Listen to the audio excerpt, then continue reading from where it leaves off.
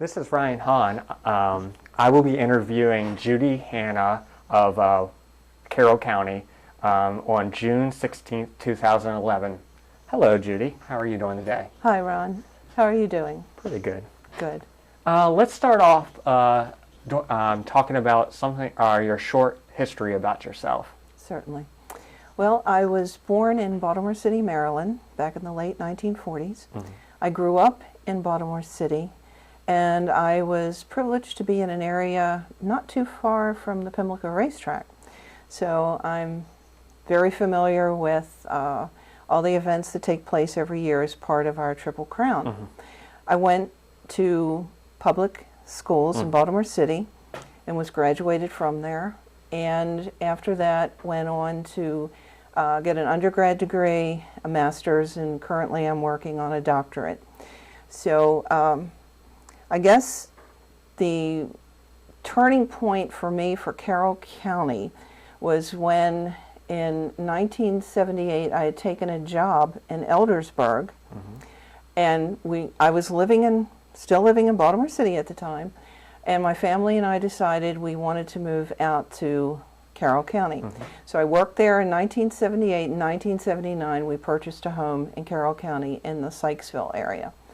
And I've been in Carroll County for 32 years now and enjoy every minute of it. Very cool. So what over the years, what has what has been the biggest change you have noticed in the Carroll County area? Well, when I first came out to Carroll County, I was working out of an office at the Route 26 Liberty Road and Route 32 intersection area. And from my office, I could look out the office area, and it was all farmland. There was the car dealership there and an old BP station, which has since changed, and not much more. A lot of development has occurred. A lot of people have moved from the Randallstown areas, Reisterstown areas, out to Carroll County. So population, more schools have sprung up, and Carroll County, I can't say it's less country, but maybe it's country with a little more development because we still have our farms, and that's what Carroll County's known for, rural farming. Good. What type of diversity aspects do you see in Carroll County? As far as diversity aspects, I think Carroll County is privileged to have a heritage that in Sykesville they have one of the first black churches. And I think in maybe once a year, I may be wrong on this, that people can go to visit the church, and people that they've even published in our Carroll County Times newspaper, some of the people that were part of that church way back when and how the church has developed. In other areas of diversity, like I said, there's been such a population growth and surge. Route 140, the main strip that goes through Westminster, I call that the hub of our organization in the county. It used to be an easy drive, but anymore, because now I remember I'm from Baltimore City, it gets pretty well trafficked in the evening sometimes when you're trying to hit the roads and get out of town sometimes and out into the more rural suburb areas. But as far as other diversity, I think we're seeing also the growth of more faiths coming into the area. I can remember several years ago when in the Finksburg area, I believe the first, maybe I'm wrong on this, the Baha'i Temple, was built, and then maybe 10 or 15 years before that, the first synagogue off Liberty Road in the Sykesville-Eldersburg area. So we're seeing inroads as far as diverse faiths, and that's all part of the melting pot of Carroll County. Very good.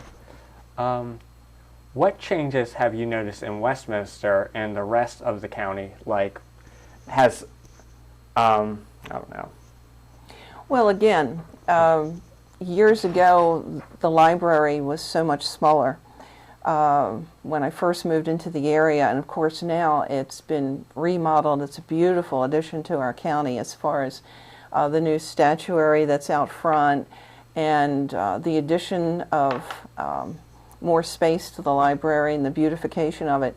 It actually makes a good focal point for children after school to come there and enjoy the different promotions and offers that the library gives out to the public, like summer reading and maybe on a Saturday or something, story time for the children.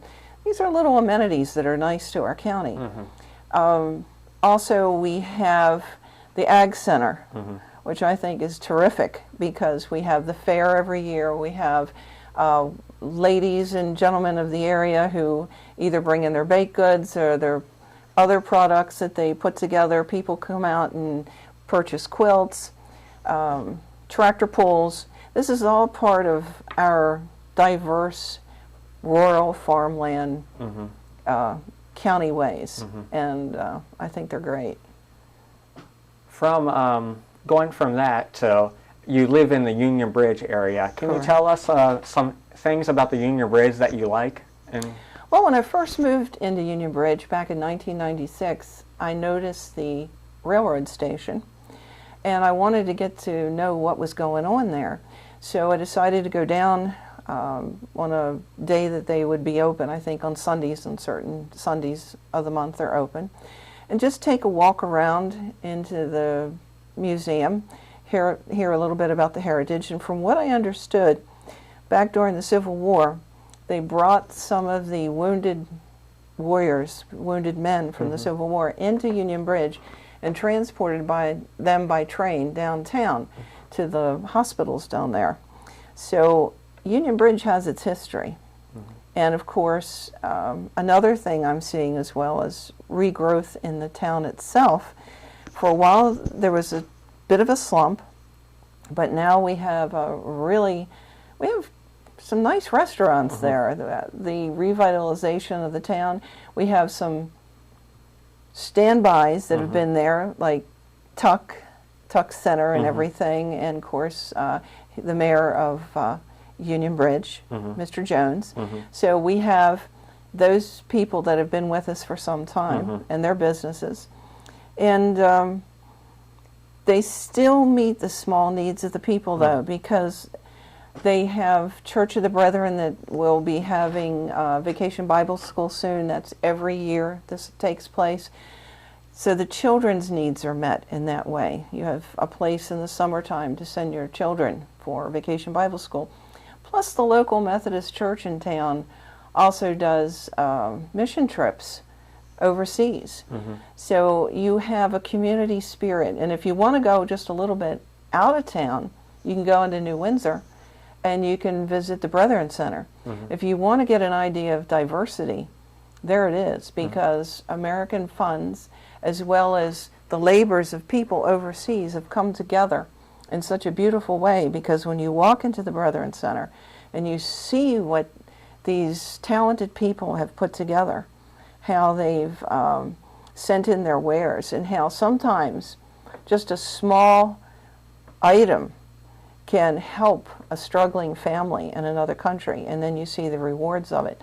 These are the things, to me, that make Carroll County what it is.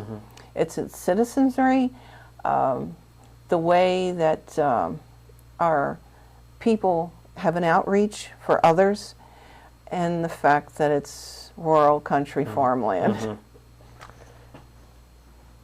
What big changes do you see in the near future or the future down the road in Carroll County? Do you see anything popping up in the future that might deal with diversity or different things that you might think of? I don't know where this is going to go, but we have an airport, and I know there's pros and cons on both sides of the airport, but it also is, having the airport there is a way to get people to and fro, and also goods and things like that, besides the railroad. Going back to Union Bridge, we also have Lehigh Cement Company. That has really increased 2 or 3 fold since I've lived in the town. And one of the things that Lehigh did as a business organization in the county was to add more lines, rail lines. And of course, the rail system has been hurting in our country in, I'd say, the past half century. So this was an improvement. This gives back as well. And Lehigh also has an event, I believe it's in September, like maybe the first week in September, or middle of September, to celebrate what it does with the community and how they're moving forward. So you've got this community interaction. Whether the airport enlarges or not will depend again on how the people vote. And we have a pretty vocal community as well. The Carroll County Times gives us an outlet to express our point of view. And I think the idea of the small town factor in a big county never loses its reality. Okay, good. Can we switch topics a little bit on the public school system and the private school sector and stuff like that? Well, can we just talk about that a little bit? Yeah. Because I know you've worked with both. And, Yes. Yeah. Yes, I am a state certified teacher in state of Maryland, and I've worked in public and private school systems. And right now, as I said earlier, I'm working on my doctorate of education in educational psychology. At this time, I think Maryland has been blessed, for one thing, by the fact that they had Dr. Grasmick, because she's weathered a lot of storms. And she has helped in many ways to bring Maryland education to the forefront.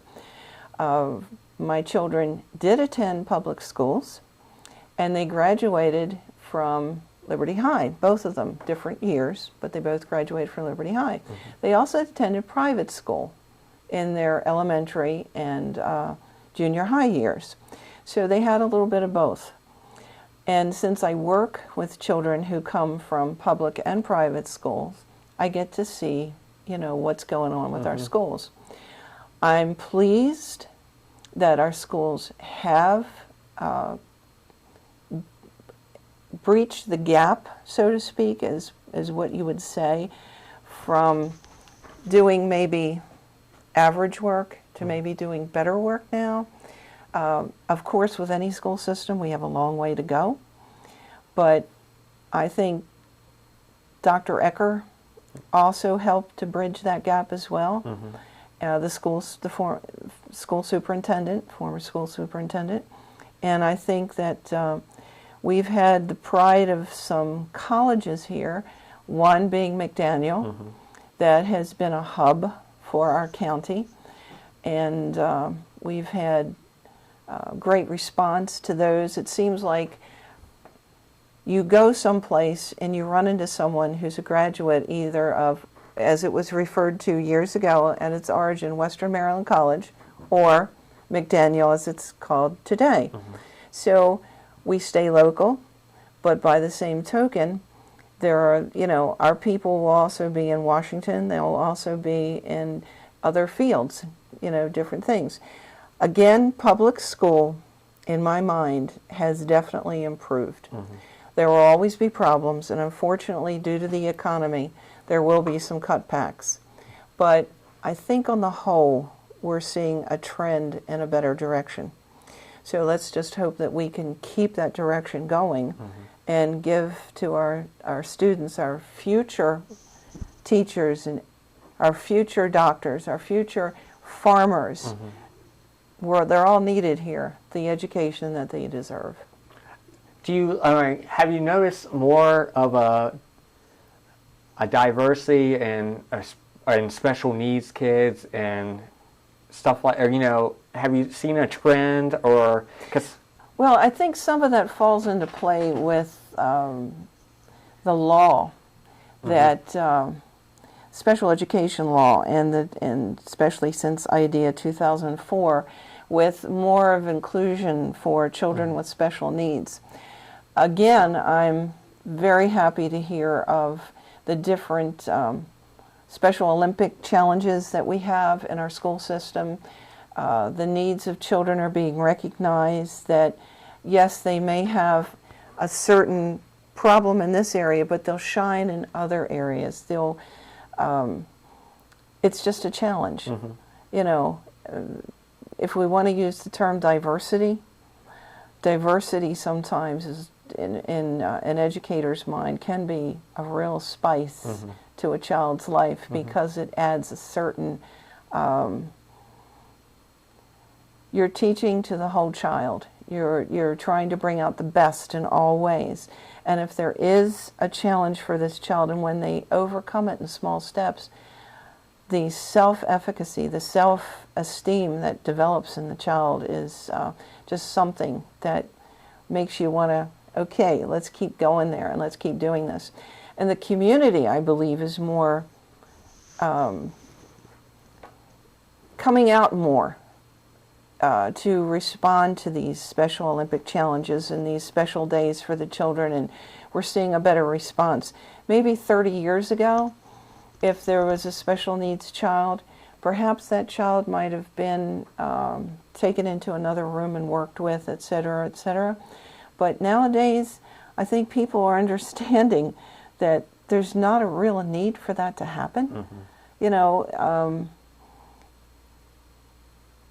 we're blessed in this country, since we were founded as a melting pot to begin with, and for those who wanted freedom for different and various reasons, that we can see beyond the rules and regs of society and see the needs of people and try to go beyond that and help those who need help. And once again, I go back to the Brethren Center, and I go to the community services that are available, the parades and marches that we have on Main Street for the schools and the clubs, Boy Scouts, Girl Scouts, etc.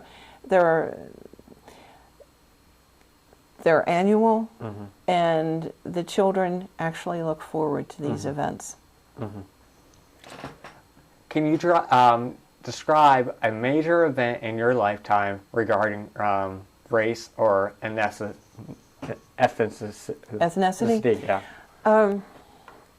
When I was about 18 years old, my uncle had passed away, so I went to live with my great aunt. And she lived in the Evanston Village area, which is in Baltimore City. And the time was 1968, and unfortunately, Dr. Martin Luther King had been assassinated. What we have learned from this is that regardless of how peaceful people are, there is a limit at times to what can be expected. And when this occurred, we were just maybe 6 blocks from the hub of Evanston Village that had some unfortunate uprisings, some riots, etc. We were blessed because it never came 6 blocks up to where we were living at the time. But it taught us a lesson. It let us understand that people, no matter where they're born, who they're born of, what circumstance, we're all made of the same God and same creation. And we should have the same rights as anyone else. And that was probably the closest experience I've had to any kind of major problem between race relations at that time. And I was young, and it did leave an impression on me for sure.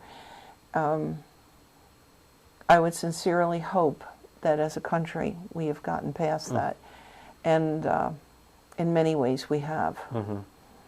But as we all know, there are still many roads to cross yet.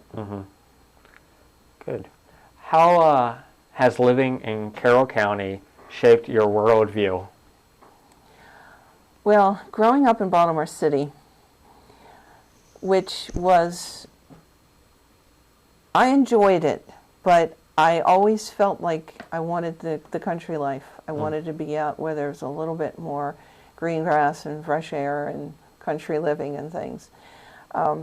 It makes you appreciate the country. It makes you appreciate the hard work that the farmers actually have to do. That farming is not just, getting the food is not just going to the grocery store and getting it. Yeah, that's a part of life. But there are people out there that are working long hours, many days a week, fighting the elements and having to deal with government regulations at the same time. It makes you appreciate what you have. And my hat goes off to the farmers out there and what they have to overcome at times. And I hope that Carroll County can always remain country and rural. And I have had the privilege of, in 2001, I went with People to People ambassador to China. In 2003, I was privileged again to go with another special ed group to Egypt. And I must tell you, as much as I enjoyed going overseas and meeting people and sharing one-on-one about our education system that we have here and talking about theirs, you're so glad to get home. I mean that. The flight comes in, you're on American terra firma, and it's just, yay, we're home. And I've been on mission trips as well for churches, and as much as we criticize sometimes, and I'm not endorsing eating fast food, but I think all of us as a group, when we got back from a mission trip, we were glad to see a McDonald's or a Burger King or something like that. So, not as a steady diet, but hey, this is part of what we are. Okay, very good. Thank you for letting me interview you. Oh, it was thank a you pleasure. very much. Enjoyed it.